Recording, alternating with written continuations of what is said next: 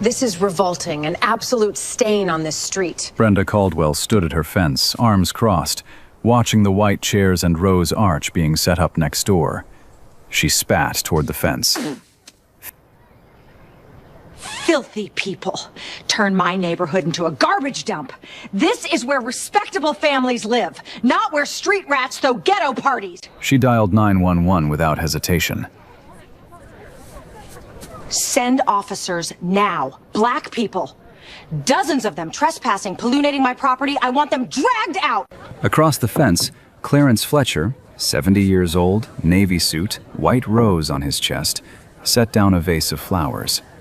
He'd heard every word. Let it go. But what Brenda didn't know, the bride she just called trash held the power to end careers and send people to prison. The Fletcher home sat at the end of a tree-lined street in Savannah's historic district. Spanish moss hung low from live oaks that had been standing longer than anyone on the block. The house itself was colonial style. White columns, a wraparound porch, and a front door painted deep green. Nothing flashy, nothing loud, just solid and proud. Clarence Fletcher's father bought this house in 1961, paid for it with 31 years of postal service wages. Back then, he was one of 3 black homeowners on the entire street. Now, 60-some years later, Clarence was the last one. The neighborhood had changed around him. Newer homes, wealthier families, whiter faces. But this house, this piece of land, stayed Fletcher. And today, it was dressed for a wedding. White chairs sat in neat rows across the back lawn.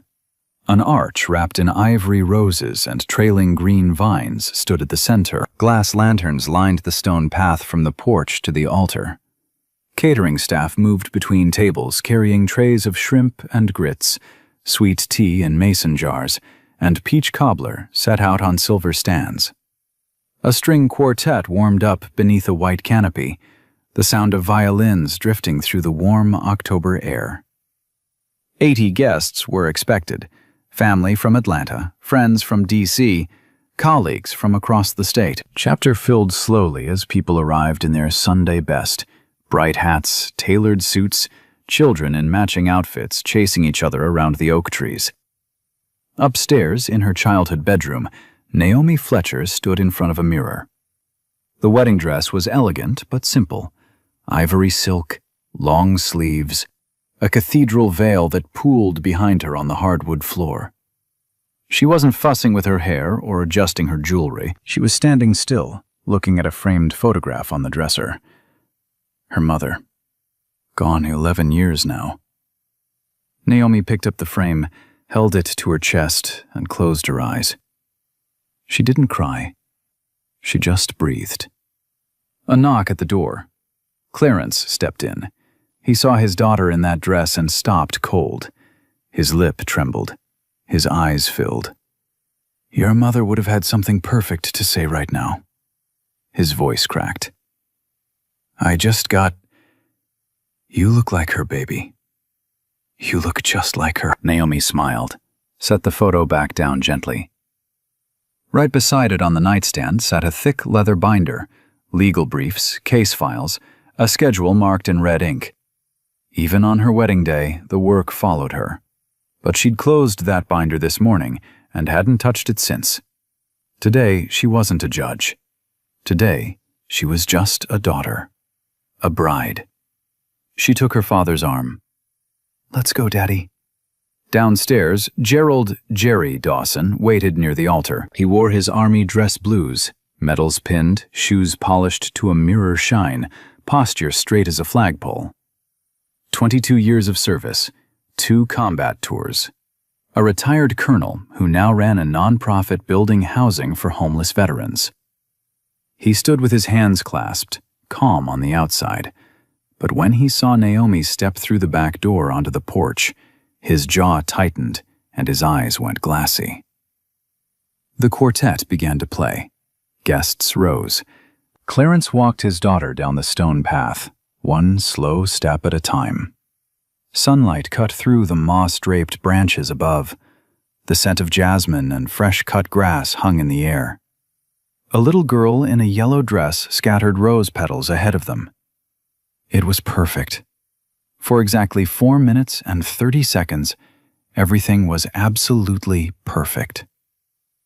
Next door, behind a lace curtain on the second floor, Brenda Caldwell watched it all. Her arms were folded. Her jaw was set. On the desk behind her sat a thick manila folder labeled HOA Complaints. It was stuffed with papers, 6 years' worth. 23 complaints filed against the Fletcher family. Noise, vehicles, suspicious guests, lawn height. Not a single one had ever been upheld. But today Brenda wasn't filing paperwork. She'd already made the call. And 2 streets away, red and blue lights were already turning on. The vows had just begun. Naomi stood facing Jerry beneath the rose-covered arch. The officiant, a silver-haired pastor who had baptized Naomi as an infant, opened his Bible and smiled at the couple. The afternoon sun filtered through the oak canopy, casting soft golden light across the ceremony. 80 guests sat still. Even the children had gone quiet. Naomi took Jerry's hands. Her fingers trembled just slightly, not from nerves, but from the fullness of the moment. 11 years without her mother. 22 years of Jerry's military service that kept them apart more than together. And now, finally, this day. Gerald, from the first day I met you. That's when the sirens hit. Distant at first, a low wail somewhere beyond the trees. Then closer, louder. Then unmistakable. Red and blue lights strobed through the gaps in the fence, flashing across the white tablecloths, across the glass lanterns, across the faces of 80 guests who had come to witness love. Not this. 2 squad cars pulled up hard to the curb. Tires crunched gravel. Engines cut. Doors swung open, one after the other, with the heavy mechanical thud that changes the air in any room, or any yard. The string quartet stopped mid-note. The pastor froze, his Bible still open. Naomi's fingers tightened around Jerry's hands. Her veil caught a gust of warm wind and swept sideways like a flag nobody had raised. Every single guest turned toward the street. Officer Troy Hadley stepped out of the first cruiser. He was young, early 30s, buzz cut, mirrored sunglasses pushed up on his forehead. His jaw was set like a man arriving at a crime scene, not a celebration. His hand rested on his belt near the holster. Not gripping, just resting. Close enough to send a message that didn't need words. His partner, Officer Denise Sutton, exited the second car. She moved slower. Be more careful. Her eyes scanned the yard.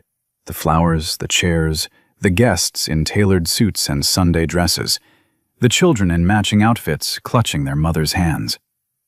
Her brow furrowed. Something about this scene didn't match the call she'd heard on the radio. Not even close. But Hadley didn't scan anything. He didn't pause. He didn't assess. He walked straight in. Past the gate. Past the stone path. Past elderly women in church hats who pressed their purses to their laps. Past toddlers sitting wide-eyed on their father's knees. Past a table stacked with wrapped wedding gifts and a 3-tiered cake topped with ivory flowers. He stopped 5 feet from the altar, boots planted on the grass where rose petals had just been scattered. "We got a noise complaint and a report of a possible disturbance." His voice was loud, louder than it needed to be.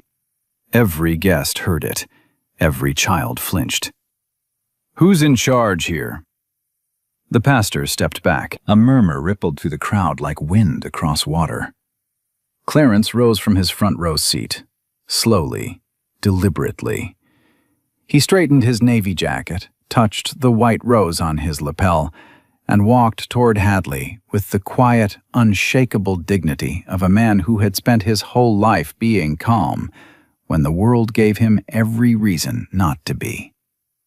"I'm the homeowner, officer. This is my property. Has been for over 60 years. My daughter is getting married today." That's all that's happening here. He reached into his inner pocket and pulled out his driver's license, held it out. Steady hand, steady eyes.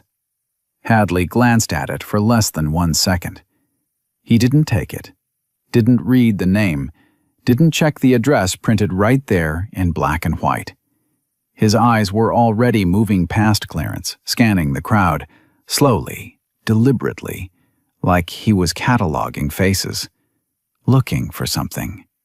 Or pretending to. "You got a permit for this?" Clarence blinked. "A permit? An event this size, 80, maybe 90 people, on a residential lot. That requires a city permit." "Officer, this is a private ceremony on private property. Savannah City Code does not require a permit for a private gathering on residential land. I checked before we set up. I've lived here." "Sir," Hadley held up one finger, "I didn't ask how long you've lived here. I asked about the permit." "Do you have one? Yes or no?" Sutton stepped closer and spoke near Hadley's shoulder. Her voice was low but clear. "Troy, the code doesn't cover private events. This is clearly a wedding. We should document the call and clear out." Hadley didn't turn his head. "I'll handle it." 3 words. Cold. Final. He said them the way a man says things when he's already made up his mind, and the facts don't matter anymore. At the fence line, right on cue, a figure appeared. Brenda Caldwell walked across her manicured side yard with her arms folded tight against her chest. Her chin was lifted, her lips pressed thin. She positioned herself at the exact edge of the property line, not 1 inch on Fletcher land, but close enough to be heard by everyone on it. "Thank God you're here, officer." Her voice was sharp and carried across both yards like a church bell nobody asked to ring. "This has been going on all morning." "I've told them multiple times about the noise, the disruption, the vehicles blocking the road. They don't listen. They never listen." Clarence didn't turn to face her. His eyes stayed locked on Hadley. "That woman has filed 23 complaints against my family over the past 6 years. Not one, not a single one, has ever been upheld." Brenda's voice sliced back immediately. "That's because nobody takes it seriously. Look at this chaos. Look at what they've done to this street." "This isn't a neighborhood event. It's a takeover. It's an occupation." Hadley raised one hand toward Clarence. "Step back, sir. I need to speak with each of you separately." "I'm standing on my own property, officer." "And I'm conducting an investigation. Step back now." The yard went dead silent. Not a murmur. Not a whisper. 80 people, frozen, watching a 70-year-old black man in a suit being told to step back on his own land at his own daughter's wedding by an officer who hadn't read his name, hadn't checked his address, hadn't asked one valid legal question. That's when Gary moved. He stepped down from the altar platform and walked toward the officers with the same measured stride he'd used on military bases across the world. His dress blues were crisp, every metal aligned, the colonel's eagle glinting on his shoulder, shoes polished to a mirror shine. His posture was straight. His face is calm. His eyes locked forward. He stopped in front of Hadley and extended his right hand. "Officer, I'm Gerald Dawson, United States Army retired. I'm the groom. This is our wedding ceremony, on private property, with invited guests only. Can you tell me the specific ordinance that's been violated?" Hadley looked at the outstretched hand. He didn't shake it. "Sir, I'm going to need you to step back and let me do my job." I'm asking a simple, lawful question. What specific law are we breaking right now? I said step back. And I asked, what law? For 3 full seconds, no one moved. The breeze rustled the rose petals beneath the arch. Somewhere in the back row, a child whimpered and pressed his face into his mother's neck. The scent of jasmine and peach cobbler still hung in the air, a cruel reminder of what this day was supposed to be. Sutton spoke again, quieter this time, almost pleading. Troy, this is a noise complaint. We document, we leave. That's the procedure. Hadley didn't acknowledge her. Instead, he turned away from Jerry and pointed toward the catering station, where a young man in a vest was pouring sweet tea into mason jars. Who's that? Does he work here? He got an ID on him? Then he pointed at a group of men standing near the gift table. What about them? I need names. I need to confirm every person on this property is here with authorization. Clarence's voice came low and firm, barely above a whisper, but it carried. You are not going to walk through my daughter's wedding and card my family and friends like criminals. Not today. Hadley turned back to him slowly. Sir, I have warned you once about obstruction. I won't warn you again. From her post at the fence, Brenda leaned in. See? See what I mean? No respect. Zero.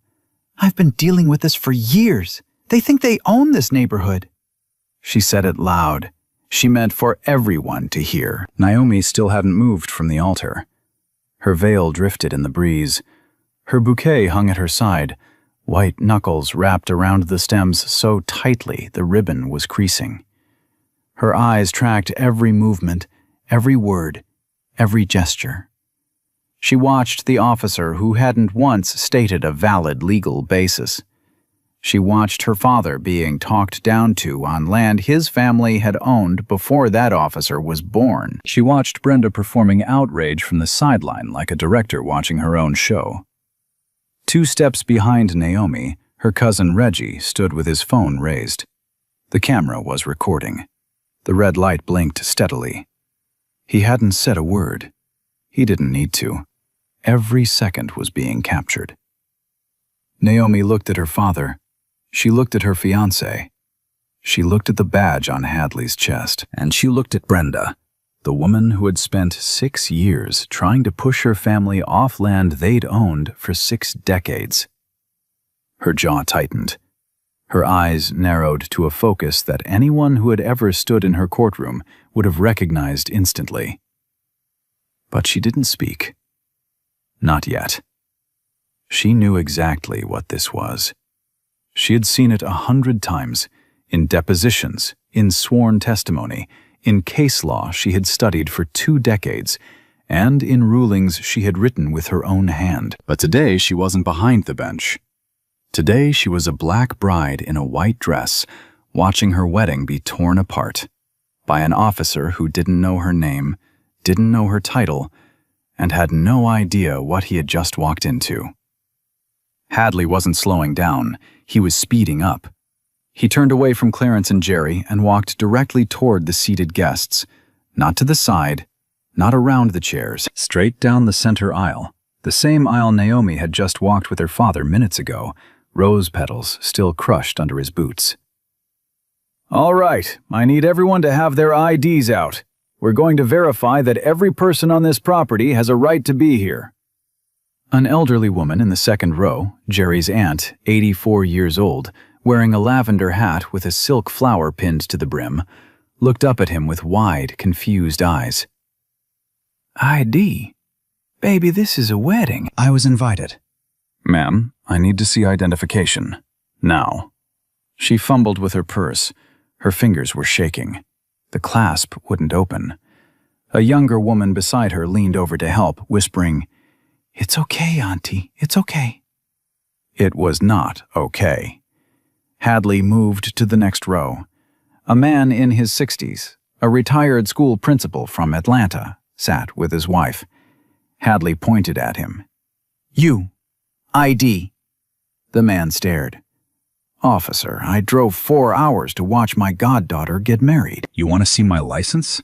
For sitting in a chair? Sir, I won't ask again. The man reached slowly into his jacket pocket. His wife grabbed his arm, her eyes filled with something beyond anger. Something old. Something inherited. Something that lived in the bones of every black family that had ever been stopped, questioned, and told to prove they belonged. 3 rows back, a young mother pulled her 5-year-old son onto her lap and covered his eyes with her hand. The boy squirmed. She held tighter. Her lips moved silently. A prayer, maybe, or a promise that this wasn't the world he'd have to live in forever. Hadley worked his way through the guests like he was processing inmates, row by row. No please, no thank you, no explanation. Just a finger pointed and a demand made. He wrote nothing down, checked nothing against any list. There was no list. There was no system. There was just a man with a badge asking black people to prove they had a right to exist in a space they'd been invited to with love. Sutton stood off to the side, arms crossed, jaw tight. She watched her partner move through that crowd and said nothing. Later, she would say she wanted to. Later, she would say the words were right there in her throat. But right now, in this moment, she swallowed them. Hadley returned to the front. He'd made a show for the guests.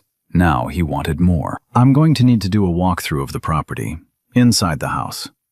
Clarence stepped forward. Absolutely not. Sir, I have reason to believe. You have no reason. You have no warrant. You have no probable cause, and you do not have my permission.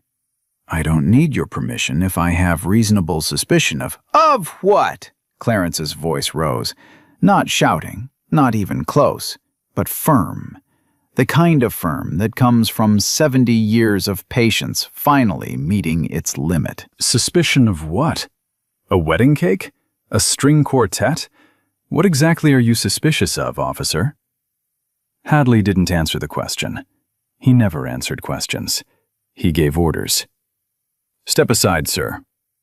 He moved toward the back porch, toward the door, toward the home Clarence's father had purchased in 1961 with 31 years of postal wages, toward the hallway where Naomi's childhood photos still hung on the wall, toward the bedroom where just 2 hours ago a bride had held her dead mother's photograph against her chest and breathed.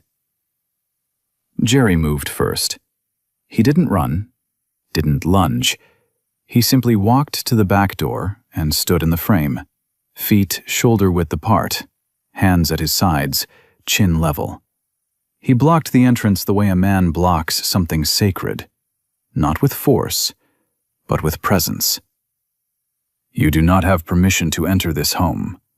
You do not have a warrant.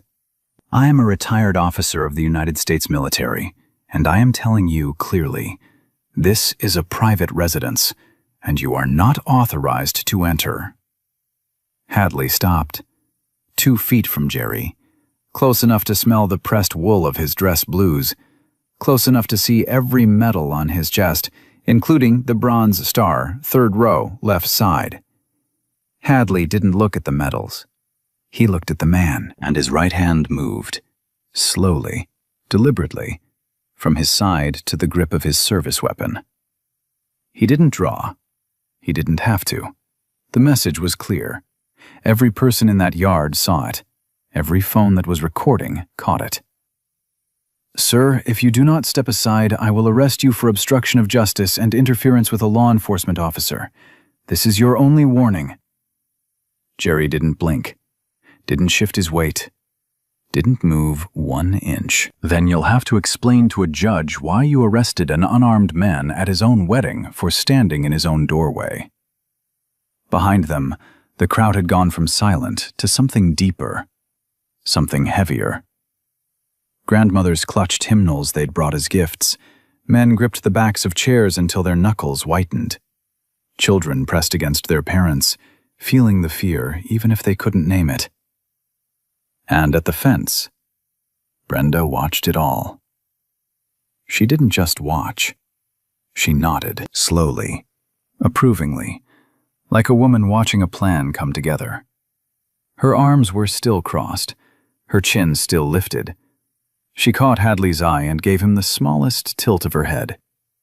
"Keep going." Naomi saw it. She saw the nod. She saw the tilt. She saw exactly who was directing this, and who was performing. She stepped forward from the altar. Her dress brushed the grass.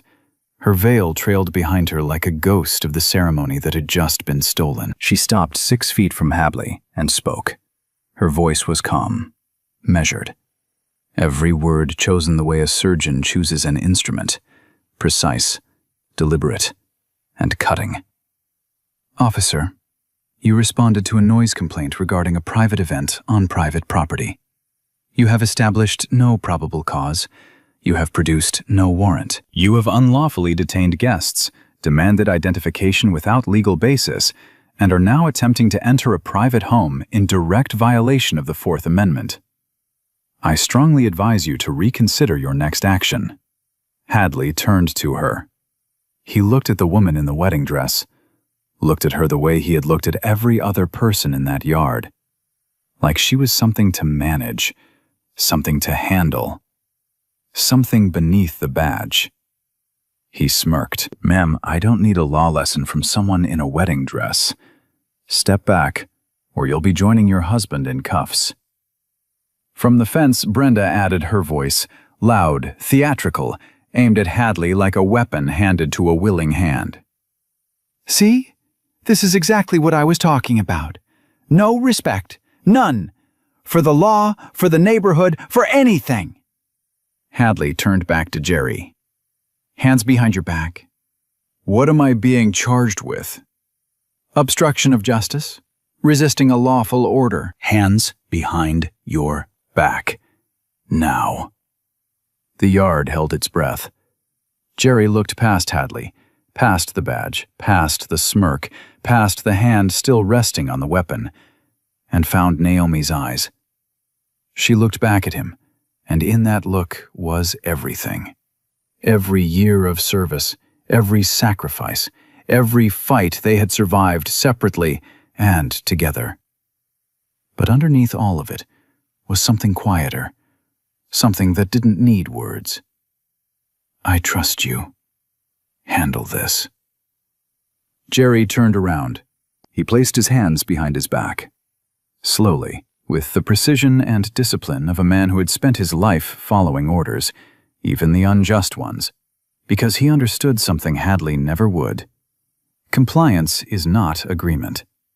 Silence is not surrender. The handcuffs clicked shut. A decorated colonel of the United States Army, in full dress blues, medals shining in the afternoon sun, was handcuffed at his own wedding, on his own property, in front of 80 guests who had come to celebrate love. A grandmother in the third row covered her mouth with both hands. A grown man in the back wiped his eyes with his sleeve and looked away. The 5-year-old boy who'd been sitting on his mother's lap stared at the handcuffs with wide, unblinking eyes, learning something no child should learn at a wedding. Sutton finally spoke. Her voice cracked. "Troy, I really think we need to call this in before—" "I've got this under control." He gripped Jerry's arm and began walking him toward the squad car.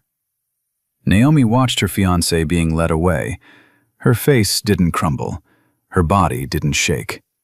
She stood like marble, still, cold, unreadable. But behind her eyes, something shifted, something locked into place.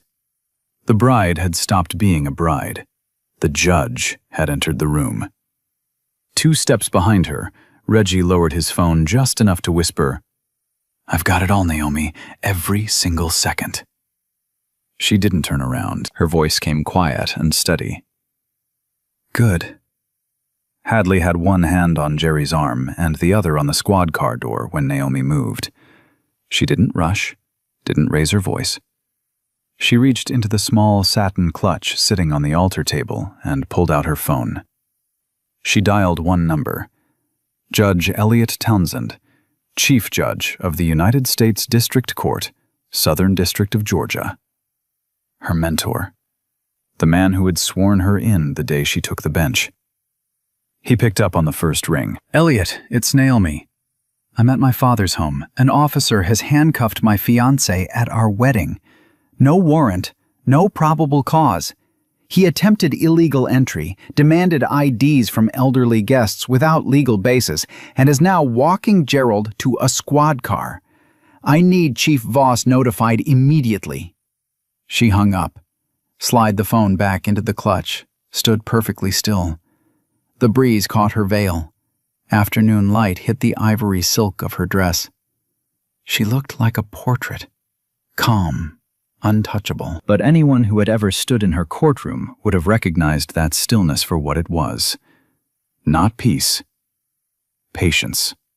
The kind that comes right before a ruling that ends careers. 45 seconds passed. Hadley reached for the car door handle. His radio crackled, a burst of static that cut through the warm air like breaking glass.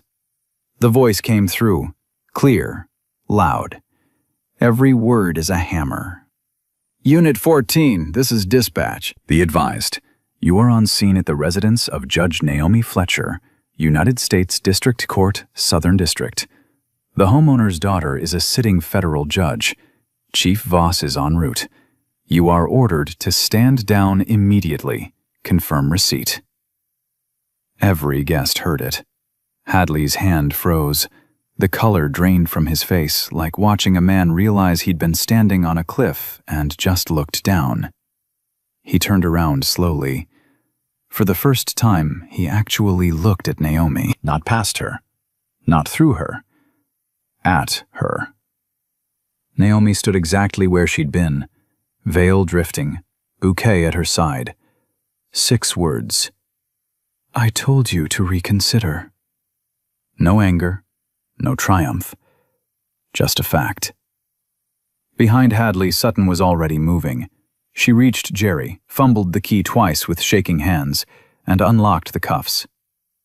Sir, I am so sorry. This should never. Jerry rubbed his wrists. Red marks circled both, the kind that photograph well in evidence files. He looked at Sutton and nodded once, a nod that said, I know it wasn't you, but you let it happen. 7 minutes later, a black SUV pulled up. No sirens, no lights, just a quiet arrival that meant something far worse. Chief Arthur Voss stepped out in civilian clothes, khakis, polo shirt, reading glasses still in his collar. Off duty, Saturday afternoon. He'd driven here personally because he understood exactly how bad this was. He took it all in. The disrupted ceremony, the trembling guests, the children clinging to parents, the groom rubbing red marks on his wrists, the bride, a federal judge, standing in her white dress beside a squad car on her father's lawn. He walked to Naomi first. Your Honor, on behalf of the Savannah Police Department, I am deeply sorry. Naomi shook his hand. One firm grip. No warmth. No absolution. Voss turned to Hadley. The young officer stood frozen by the cruiser. His mouth opened, the beginning of an excuse. Voss cut him dead. Officer Hadley, you are relieved of duty effective immediately. Badge and weapon. Now. Hadley's hands trembled as he unclipped the badge. The metal made a small, final sound, landing in Voss's palm. The weapon followed. Hadley stood stripped of everything that had made him powerful 10 minutes ago. Voss turned toward the fence. Brenda was still there, but changed. Arms fallen, chin dropped, face drained white. Ma'am, filing a false police report is a criminal offense under Georgia law. You'll be hearing from detectives. I suggest you contact an attorney. Brenda stammered. I had every right. This is my neighborhood. Ma'am, Voss raised one hand. This is a wedding on private property. Go inside your home. Quietly. Brenda backed away, step by step, turned and walked inside. The screen door slapped shut behind her. In the yard, 80 guests sat in stunned, trembling silence. Not the silence of tragedy, the silence of correction. The moment when the air shifts and the world tilts back towards something that looks like justice. Hadley stood beside his cruiser with nothing left. No badge, no weapon, just a uniform that no longer meant anything, and hands that wouldn't stop shaking. He took 2 steps toward Jerry. "Sir, I didn't know. If I had known." Naomi stepped between them. Her voice carried the same tone she used when addressing attorneys who had wasted her courtroom's time. Measured, final, impossible to appeal. "You didn't need to know who I was. The law you swore to uphold applies the same whether the bride is a judge or a janitor. You weren't wrong because of who we are. You were wrong because of what you did." Hadley opened his mouth. Nothing came out. A second unit arrived. 2 officers escorted Hadley to the back seat. He climbed in without resistance. The door shut with a hollow thud. The cruiser pulled away. No sirens, no lights. Just gone. Sutton remained behind. She approached the supervising sergeant and gave a full, voluntary statement. "I knew he was escalating. I said something twice, but didn't physically intervene. I should have stopped him. I need that on record." She was placed on administrative leave. She handed over her body camera footage without being asked. The sergeant noted her as fully cooperative. The yard had changed. The flashing lights were gone. The cruisers had pulled away. 80 guests sat in white chairs, still as statues, unsure whether the day was over or just beginning. Clarence Fletcher stood up. It took him a moment, one hand on the chair back, one hand smoothing his jacket. He touched the white rose on his lapel, still in place. He walked to the front and faced the guests. "We have waited too long and come too far to let anyone steal this day. My baby girl is getting married, right here, right now, on this land." Silence. Then Jerry's aunt, the 84-year-old in the lavender hat who'd been asked for ID like a suspect, started clapping. Slow at first. Then the row behind her joined. Then the next. Then everyone. The string quartet picked up their bows. The wedding march filled the yard again, carrying something heavier than melody this time. Something earned. The pastor returned beneath the arch, opened his Bible to the same page, looked at Naomi and Jerry with wet eyes. "Shall we try this again?" Naomi laughed. The first time in an hour. The sound broke through the tension like sunlight through storm clouds. They stood at the altar. Jerry took her hands. The red marks on his wrists were still visible beneath his cuffs. Naomi looked down at them, then up at him. Jerry spoke his vows. His voice cracked on the 3rd line. "I chose you because you are the strongest person I've ever known. I've led men in combat, but I have never seen anyone stand the way you stood today. You didn't raise your voice. You didn't lose yourself.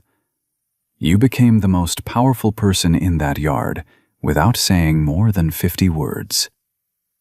I am so proud to stand beside you for the rest of my life." Naomi blinked once, then spoke her own vows, the same ones she'd been interrupted saying an hour ago. This time, no sirens, no boots on the grass, no radio static. Just her voice, his hands, and the October sun. She finished every word. The pastor pronounced them married. Jerry kissed his bride. 80 guests erupted, cheers, tears, applause shaking the oak leaves overhead. The 5-year-old boy who'd watched the handcuffs with wide eyes was now throwing rose petals in the air and laughing. Next door, behind a second-floor curtain, Brenda Caldwell watched the celebration she had tried to destroy. She wasn't standing tall anymore. She wasn't smirking. She picked up her phone with trembling fingers. I think I need a lawyer. The video hit the internet before the cake was cut. Reggie uploaded the footage to his social media that evening. Unedited, 11 minutes long, every second intact. The thumbnail alone was enough to stop anyone mid-scroll. A black man in full military dress blues, handcuffs on his wrists, standing beside a squad car, while a bride in a white wedding dress watched from 6 feet away. By midnight, it had 2 million views. By Sunday morning, it was on every major news network in the country. The headline wrote itself. Every outlet ran some version of the same words. Officer handcuffs decorated colonel at his own wedding. Bride is federal judge. Cable news played the clip on loop. Morning shows opened with it. Social media turned it into a firestorm that no press release or department statement could contain. And the footage didn't just show the arrest. It showed everything. Hadley marching down the aisle through seated guests, the 84-year-old aunt fumbling with her purse, the young mother covering her child's eyes, Clarence being told to step back on his own property, Jerry asking a lawful question and being met with a hand on a weapon, Naomi reciting the Fourth Amendment in her wedding dress and being told she'd be put in cuffs for it. And it showed Brenda, at the fence, arms crossed, nodding. That image, the neighbor nodding while a man was handcuffed, became its own symbol. Screenshots circulated with one-word captions. People recognized the gesture. They'd seen it before. In their own neighborhoods, at their own front doors, in their own lives. Monday morning, the Savannah Police Department's Internal Affairs Division opened a formal investigation.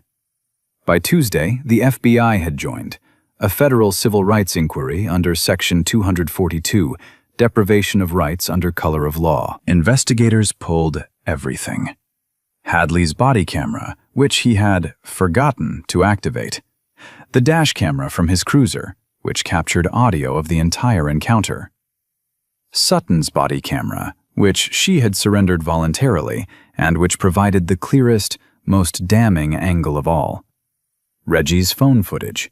Security camera footage from 3 neighboring properties. Witness statements from all 80 guests. The picture that emerged was not complicated. It was simple, systematic, and documented from 5 different angles. Then they pulled Hadley's service record. 14 complaints were filed against him in 4 years. 11 from black residents, 3 from Latino families. Excessive force allegations, twice. Unlawful detention, 3 times. Each complaint had been reviewed internally. Each one had been closed with the same 2 words: insufficient evidence. Not anymore. The grand jury convened within 3 weeks. The indictments came fast. Against Officer Troy Hadley, unlawful arrest, civil rights violations under federal statute Section 242. Attempted illegal search and seizure, misconduct in the office, 4 counts, each one carrying federal weight.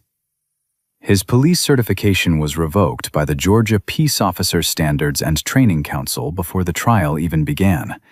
He would never wear a badge again in any state. Against Brenda Caldwell, filing a false police report under Georgia Code Section 16-1026.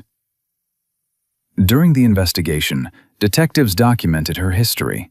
23 complaints against the Fletcher family over 6 years, not a single one substantiated. The pattern was so clear, it practically drew its own diagram.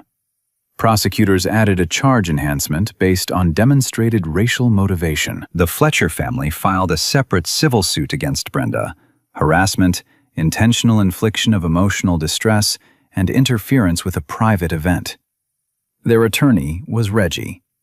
He had been preparing for this case, in one form or another, for 6 years.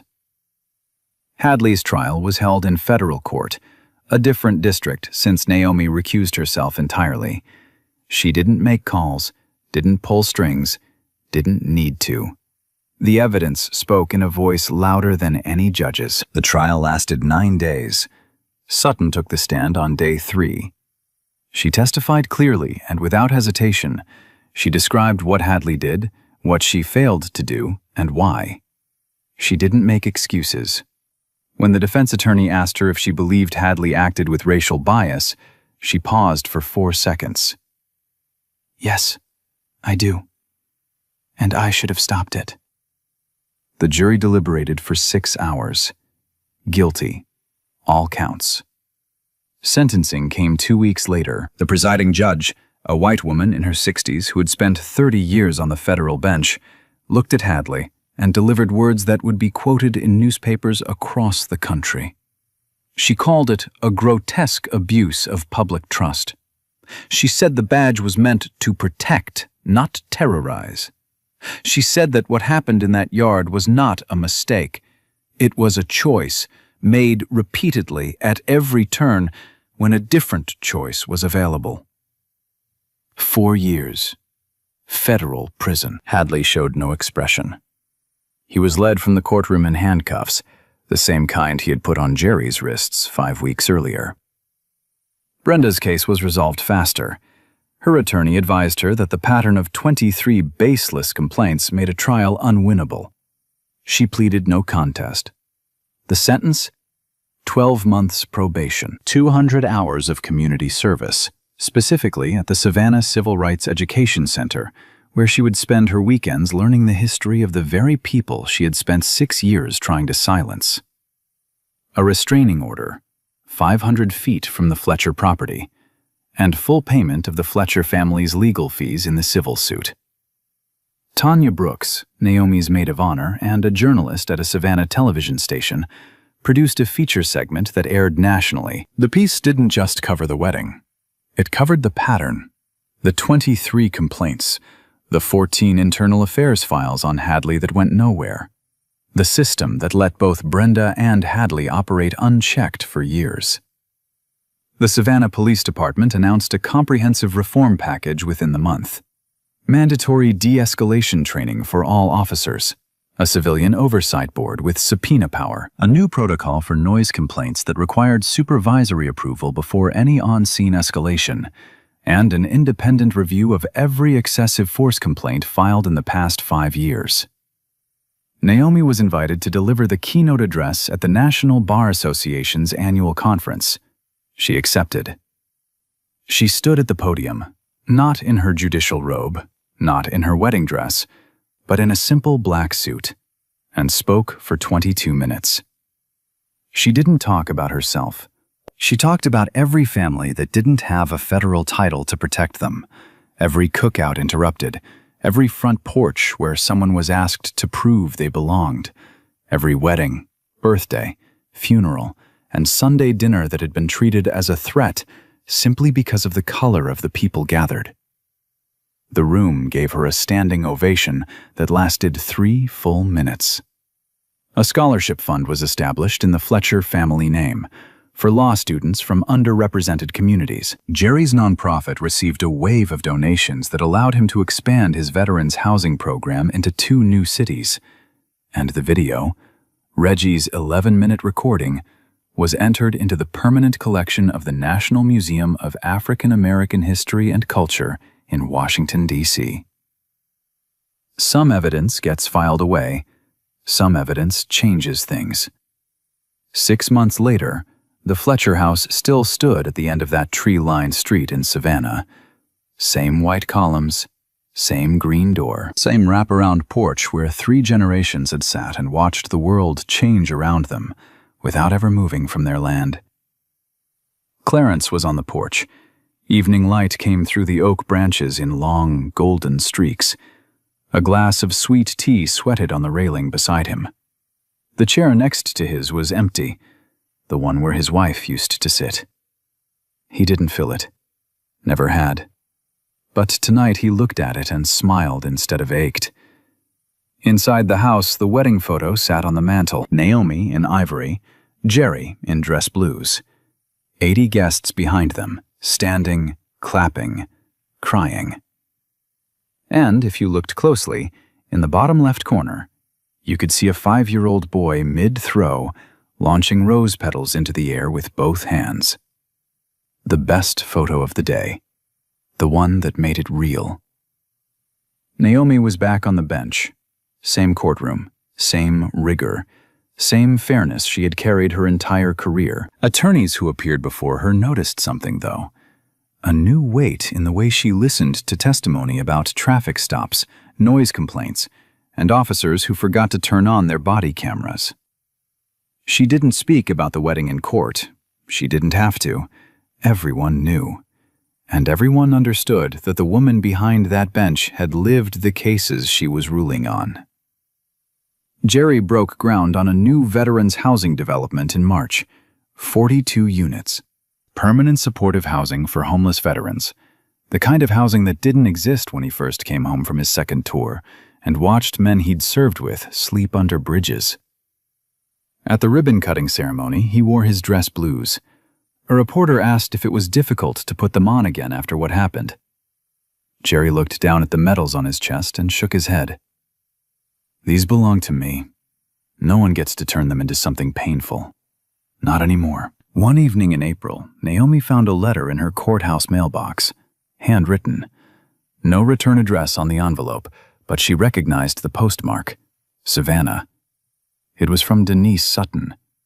Sutton had resigned from the force 3 months after the wedding. She'd enrolled in law school, first semester, night classes, working part-time to pay tuition. The letter was short, 3 paragraphs. An apology that didn't make excuses. A thank you that didn't ask for forgiveness. And one line at the end that Naomi read twice. I stood there and did nothing. I won't spend the rest of my life being that person. Naomi wrote back the same week. Next door to the Fletcher house, a for sale sign stood in Brenda Caldwell's front yard. It had been there for 2 months. She was moving. Where? Nobody asked. Nobody cared enough to. On her last day, neighbors watched her load boxes into a rental car, alone. No one helped carry anything. No one crossed the street to say goodbye. No one waved. The woman who had spent 6 years trying to decide who belonged in that neighborhood had gotten her answer. She didn't. The HOA complaint folder, the thick manila one she had kept on her desk like a trophy, sat in the recycling bin at the curb. 6 years of grievances, 23 baseless reports, all of it waiting for a trash truck that would come Tuesday morning and take it exactly where it belonged. Hadley was serving his sentence in a federal facility in South Georgia. His appeal had been filed and denied. His name was now a case study in police training academies across 3 states, listed under a module titled Abuse of Authority, What Not to Do. Cadets would study his decisions the way medical students study surgical errors, not to understand the man, but to prevent the next one. Justice doesn't always arrive on time. It doesn't always arrive at all. But on one Saturday afternoon in Savannah, Georgia, it showed up in a white dress and a cathedral veil. And it didn't need to raise its voice. The Fletchers didn't need a title to deserve dignity. But it shouldn't have taken one to receive it. That's the part that stays with you. Not the badge being surrendered. Not the handcuffs clicking open. Not the guilty verdict. Those are satisfying, and they should be.